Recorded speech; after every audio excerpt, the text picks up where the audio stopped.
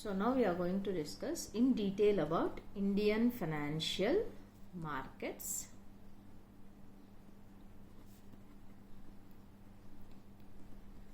Broadly, I am classifying them as money market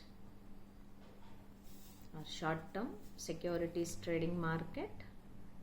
Capital market is a long-term securities trading market. So all these markets, they have two features in common. One is primary market and another one is secondary market. Primary market is considered as a new issues market.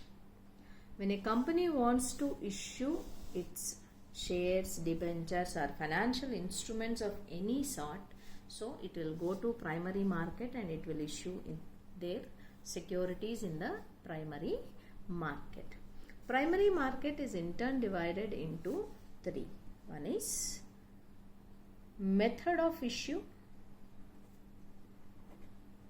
or type of issue, quantum of issue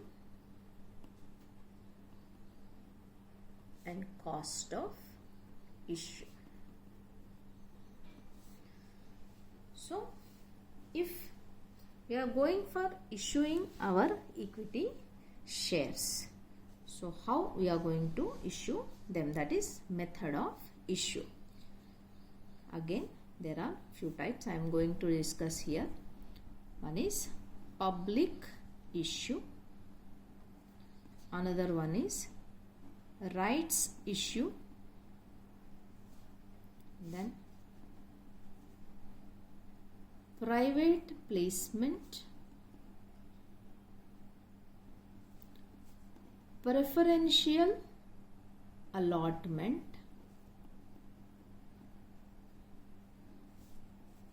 and bought out deals. They are considered as bought out deals.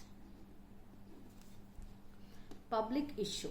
If for the first time the company is going to issue its equity shares to general public, then that is considered as public issue. And if the company is going to public for the first time, then that is considered as IPO or initial public offering. Initial public offering. And after completion of IPO for second time or third time or n number of times, if at all it is going for issuing its equity shares to the general public, then that is considered as FPO, follow on public offering. IPO initial, for the first time if the company goes for offering its shares to the public, then it is considered as IPO. In the coming video we are going to discuss a real time IPO of the issue. Next, rights issue. Going to general public is always a costly affair. Why? Because we have to pay a lot of amount to the merchant bankers. Almost 12 to 13% of the issue goes to the payment of merchant bankers or financial intermediaries. So here, that's the reason the public issue is a costly affair.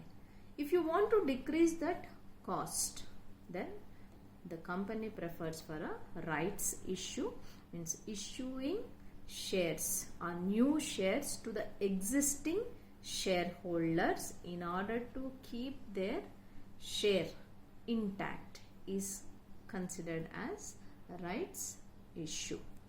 So issuing shares to the existing shareholders, that is called a rights issue. So the shareholder will exercise his right whether to purchase more of the company shares or not. That is at the discretion of the investor. That is the reason it is considered as a rights issue. By exercising the right, the issue is subscribed. So that's the reason it is rights issue. Next, private placement. The investor doesn't want to, means the company doesn't want to go to general public, only it wants to place its shares to sophisticated investors. So preferential allotment and private placement are the same, means placing of their equity shares to selected sophisticated investors. Suppose in preferential allotment, I will decide my investor. If I am the company who wants to go with preferential allotment, in that what I will do is I will decide my investor. Means I want to place my shares with LIC. I want to place my shares with GIC. Then that is considered as preferential allotment. Means I am preferring my shareholders and I am allotting shares to them. That's the reason this is considered as preferential allotment. And private placement, yes, I am going to the sophisticated investors, but selection is not mine. Okay, it's decided by who is going to purchase, who is ready to purchase or invest my shares. So here I can decide my investor, but in this case I am not going to decide my investor. So that is the reason this is considered as private placement. I don't know the identity of the investor here, and here I am selecting my own investor. That's the reason it is preferential allotment and this is private placement. And if your requirement is less, then we will go with a method called bought out deal. They are considered as angels in UK, because here if I am a company, I am new to the market, I doesn't know anyone, so simply I got a project which has got a lot of potential according to me, and it has got viability to become commercial in the market.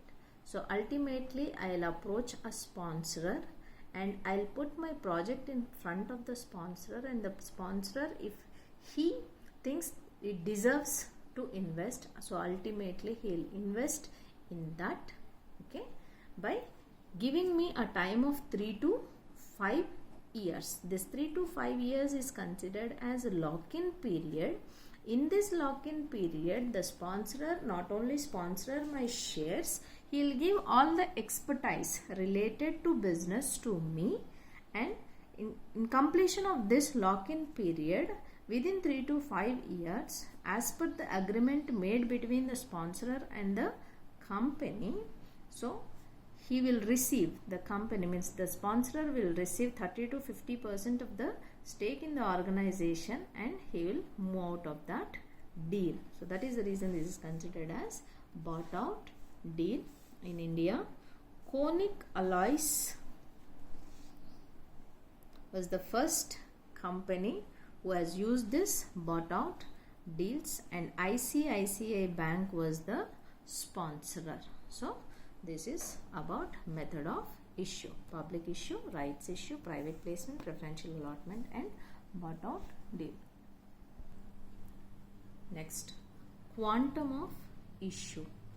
Quantum or volume means how many number of shares we want to issue, or how much amount we want to issue. So that is what considered as quantum of issue. Number of shares or the amount of share is considered as quantum of issue. Cost of issue. How much cost is involved in this issue? So I already told you that public issue, it's very costly affair apart from all other issues.